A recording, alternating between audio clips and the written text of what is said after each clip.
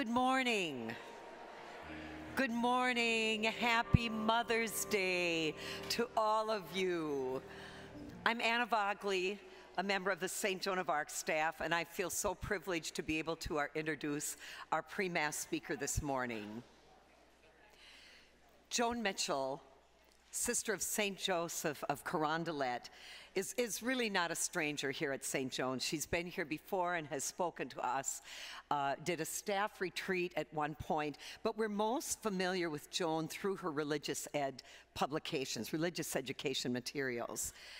It's been about 40 years that Joan has been writing and editing programs for preschoolers through adults, and most importantly, for me, is Joan has had a long time, lifetime, intense interest in reclaiming the significance of women in the scriptures.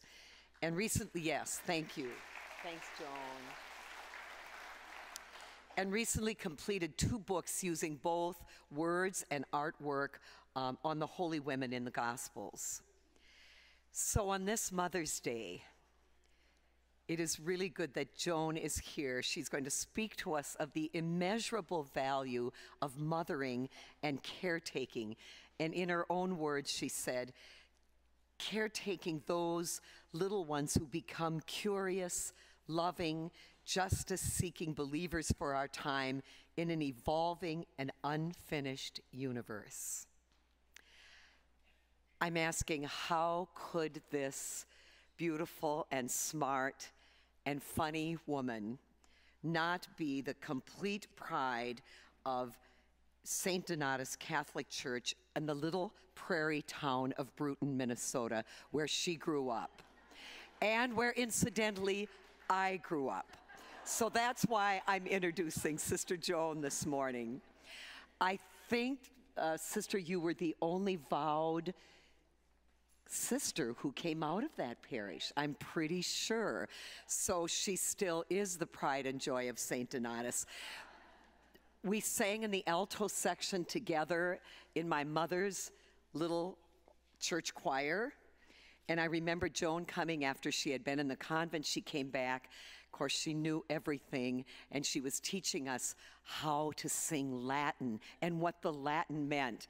And for my own life, I really admired Joan, and I saw possibilities for my own life as a young person.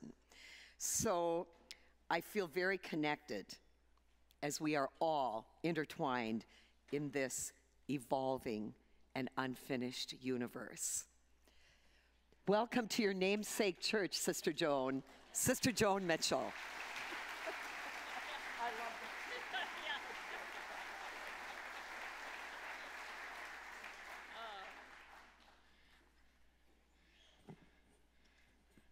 We were the only 2 altos.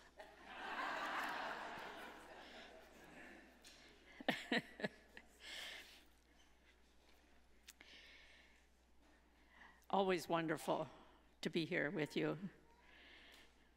Happy Mother's Day. And happy Mothering Day to all of us. Mothering. The activities and practices concerned with nurturing and caring for children. The first year of a baby's life is especially sacred to all the child will become all the rest of those days. At birth, a child separates from its mother and begins to live outside the womb. Mothering is what a child needs to thrive in the outside world. And except for breastfeeding, which my mother was unable to do, mothering is something most of us can help with. I found a saying, by living the verb, one becomes the noun.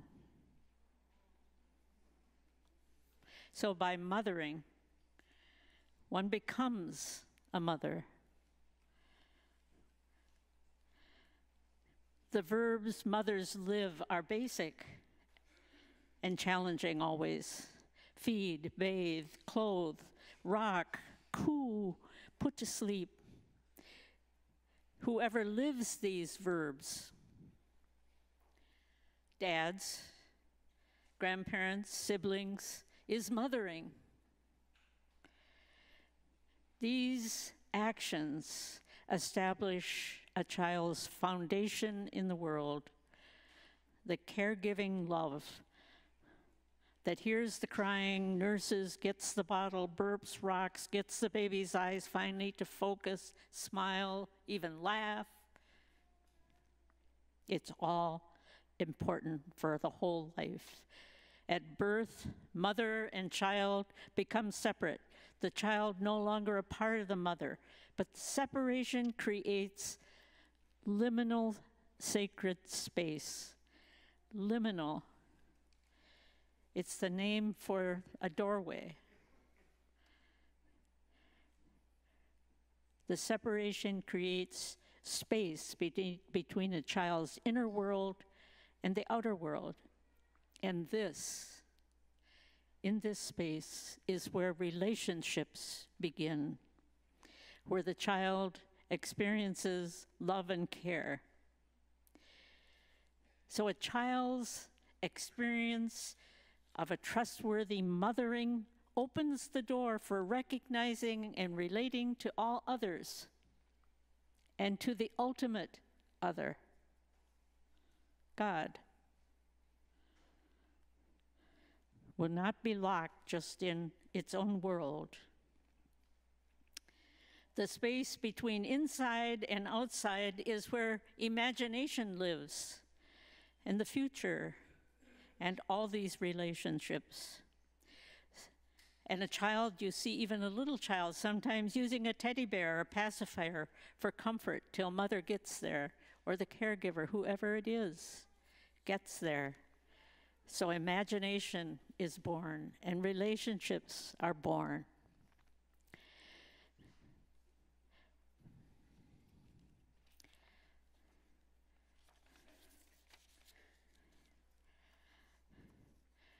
So, moms, you kick off all the interrelationships that we need to thrive. You activate in us the capacity to give and to receive love. The psychologist Erik Erikson describes the challenge of this first year as learning to trust. Trust versus mistrust. His wife, Joan, who's a weaver, describes this time, this first year, these early relationships as the warp and woof of life. What everything else, all the patterns are strung on. From a mother's trustworthy care, a child learns to trust the outside world. Well, and even more. I was in a conversation this past week about social justice and the common good. And one woman remembered coming to her mom crying, complaining, I think she used the word whining, about something unfair. And her mother said, fair is not the same for everybody. So she learned at 5 and remembers in her 50s a principle I first encountered when I read Iris Marion Young's book, Justice and the Politics of Difference, which said, to be just, one has to be partial and address needs. It's made sense to me. My sister behind me is severely deaf. So life at our house was a lot of phonics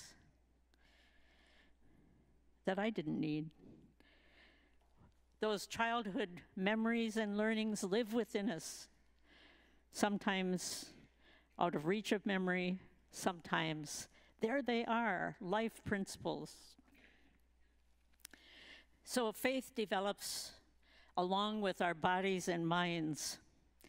By 7, a child can remember what happened and tell the story of a visit to a museum or to a park. And then can create a sequence, a narrative. Cause and effects come later. In grade school, so with that skill, with that brain power, children can hear and remember the stories of the Bible, the stories they hear in church. And the faith we live in family and church become our faith. We learn prayers, commandments. We say the creeds with limited capacity to understand them. And then come the teenage years. Brains and bodies both maturing mercifully. So much more capacity to think and feel. And with a ability to think abstractly, symbolically, teens begin to see themselves as others see them, and they want to fit in.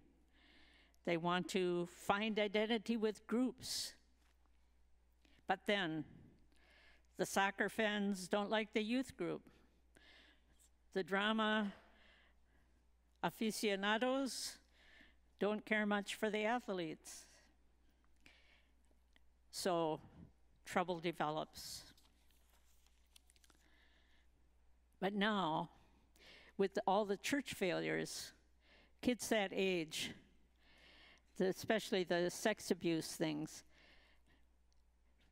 and few dioceses or parishes having the money for strong youth programs that would invite teens to talk, share their feelings. Teens have become nons, N-O-N-E-S, non-affiliated in regard to religion. And it's harder to talk to teens. They've got more to say. So part of the message, the mothering message today, is stay in the conversation with your teens. Don't give up on them. Bring them out. Find out what's happening for them. Vocations of all kinds start in these years as young people find their gifts and their delights and start moving toward them. How do you pray? Do you ever talk about that with your teen? The values you've lived and it's been tough. Who is God for you and for them? They need to outgrow, these teens, their childhood faith with all its literalness, to use their heads, find their hearts. And they need to reflect on their own God moments. They have them. They see beauty. They experience moments of being able to perform and sort of envision who they might be. Talking about those moments is important, especially the God moments, because God happens after all. Faith grows out of personal experience as well as these long treasured traditions of doctrine, which are also important. But the personal faith is a setting of the heart at a deep level, a relationship with God and the ultimate that undergirds the assent to doctrine and things we grow into. The conversation Jesus has with his disciples in the Sunday's gospel is about faith, about how the disciples' relationship with him and with God will continue, will last. He's talking about how setting their hearts on him as they have will give them life. But nothing can prepare them for Jesus' resurrection. Unlike the natural process of a butterfly emerging from a chrysalis, often a symbol of resurrection, Theologian Elizabeth Johnson says, the resurrection starts on earth with Jesus dead and buried, and ends up with God, with Jesus, now the living one, transformed by the power of the Spirit. Alive in God, his presence is no longer bound by the usual limits, but partakes of the omnipresence of God's love, the omnipresence of God's own love. These disciples followed Jesus in Galilee, heard him teach, saw him heal, followed him to Jerusalem. Many fled at his arrest. Many of the women stayed at the cross, saw Jesus buried, and met Jesus, were first to meet Jesus risen. They are transformed. Jesus' resurrection transforms the disciples and gifts them with a new purpose and a profound new spirit that lives within them. Faith is a journey that takes us through the testy work of hammering out a self in the teen and young adult years to become generous, generative partners, parents, friends. We have a great need in our society today for people who grow beyond care for their own, important as it is, to also set their hearts on God for peace and reconciliation, to live verbs that value both and, rather than set up either or threats. These are verbs such as empathize, listen, invite belonging, reconcile, befriend, forgive. We're enjoying Polly Mann's flowers at the altar today after her funeral.